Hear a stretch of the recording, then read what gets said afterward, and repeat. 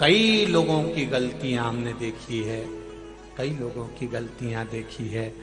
थोड़ा कहेंगे तो आप लोगों को लगेगा कि सियोर वाला महाराज फिर बोल दिया। गलतियां कई लोगों की देखी है कि आप लोग जो भगवान को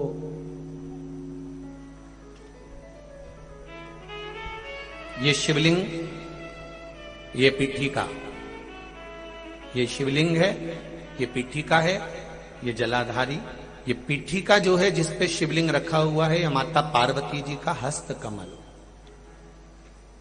कई लोग कहते हैं हम भगवान का पशुपति व्रत करते हैं, हमने ये व्रत करा, वो व्रत करा, उसका फल क्यों नहीं मिला? वो फल क्यों नहीं मिल रहा?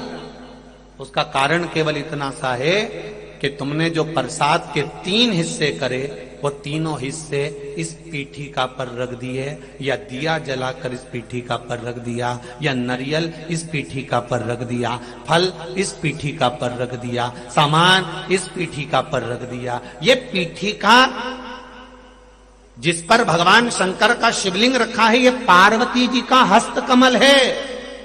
इसको अच्छे से समझ लो, ये माता जानकी जी का हस्त कमल है, माता पार्वती का स्थान है।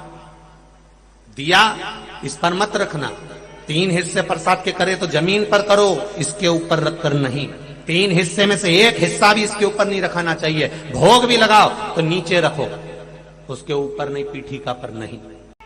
कई माताएं तो लोटा भी धर देती है उसी पे, कई माताएं दिया जलता हुआ उसी पर रख देती है, कई माताएं सारा सामान उसी पर रख देती है। अरे भाई, दिया साइड में रखो, पीठिका पर नहीं। जहां शिवलिंग रखा है, ये पार्वती जी का हस्त कमल, यहां तो तुम्हें पूजन करना है। शिव जी को जल चढ़ाकर पीठिका पे जल चढ़ाओ, गणेश जी कार्तिकेय पर जल चढ़ाइए। कितना कितना भाव वर्णन करा गया। पीठिका की तो पूजन करना है और तुम उसी का प्रयोग कर रही हो, और फिर कहती हो कि हमने पशुपति व्रत करे और भगवान ने नहीं सुना। कैसे नहीं सुने? वो तुम नियम तो गलत कर रही हो कि उस पीठिका पर तुमने प्रसाद रख दिया, हिस्से बनाकर 3 हिस्से में से 2 हिस्से उसी पे रख कर आ गई, अब उस पे रख कर आ गई। अब तुम बताओ कि अगर देवी देवता को भोग लगाते हैं तो मुंडा में खिलाएं कि माथा पे खिलाएं? कोई भी सामग्री पीठिका पर नहीं रखना। पूजन करो, जल चढ़ाओ, फूल चढ़ाओ, बेलपत्री चढ़ाओ, कुंकू चढ़ाओ, तुम्हारी मर्जी पड़े चंदन चढ़ाओ, लाल चंदन चढ़ाओ, पीला चंदन चढ़ाओ, तुम्हारा मन पड़े वैसा तुम भगवान की आराधना करो। पर पीठिका पर कोई ऐसी वस्तु ना रखे जिससे पीठिका पर रखा हुआ सामग्री के कारण भगवान का अपमान हो जाए, माता का अपमान हो जाए। भगवान शंकर का शिवलिंग केवल शिवलिंग नहीं होता, वहां शिव और शक्ति तीनों विराजमान होते हैं, दोनों विराजमान होते हैं, और ब्रह्मा विष्णु महेश तीनों उस रूप में विराजित होते हैं। 33 कोटि देवी देवता वहां विराजित होते हैं। ऐसा नहीं है कि आपने गलती नहीं करी होगी, गलती मनुष्य ही करता है, और मानव का पुतला है। गलती तो हर मानव से होती है, चाहे आप हो चाहे हम हो। संसार में कोई अच्छा पैदा नहीं हुआ कि इसने कोई गलती नहीं करी होगी। गलती करो, खूब करो।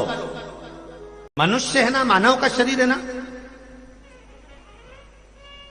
कोई तुमसे कहे कि तुम गलती, तो कह देना सियोर वाला महाराज बोलकर कहा, गलती करो, खूब करो।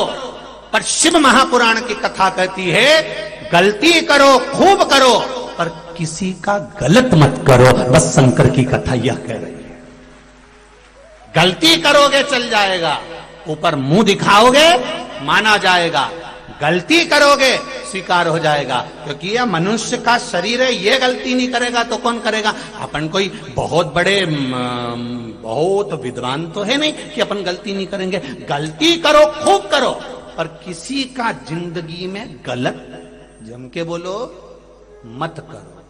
गलती स्वीकार हो जाएगी, पर किसी का किया हुआ गलत स्वीकार नहीं होगा। किसी को धक्का दे दिया, किसी के लिए अपशब्द कह दिया, किसी को ताने दे दिए, किसी को गाली दे दी, किसी का बुरा कर दिया। आप गलती करो तो ये शरीर स्वीकृत करेगा,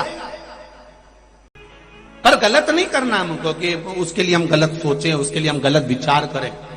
कोई आपको अगर अपशब्द भी कहे, आप उसके निर्णय का इंतजार करना। आप रुकना जरा, आप अपशब्द मत बोलना, आप उसके निर्णय का इंतजार करना। कुरुक्षेत्र की भूमि में आज भी रिसर्च करा जा रहा है कि भगवान कृष्ण ने जो गीता का ज्ञान दिया था, वो गीता का ज्ञान कुरुक्षेत्र की वायुमंडल में आज भी भ्रमण कर रहा है। उस गीता के ज्ञान को पकड़ने के लिए ना जाने कितने यंत्र कुरुक्षेत्र की भूमि पर लगाए गए हैं उसको पकड़ने के, क्योंकि शास्त्र कहता है, भविष्य पुराण कहती है, अग्नि पुराण कहती है, हमारे मुख से जो निकलता है वो कुछ दिन में घूम कर वापिस हमारे पास में आ जाता है। आप किसी को कुछ बोले हो, वो पलट कर हमारे पास जरूर आएगा।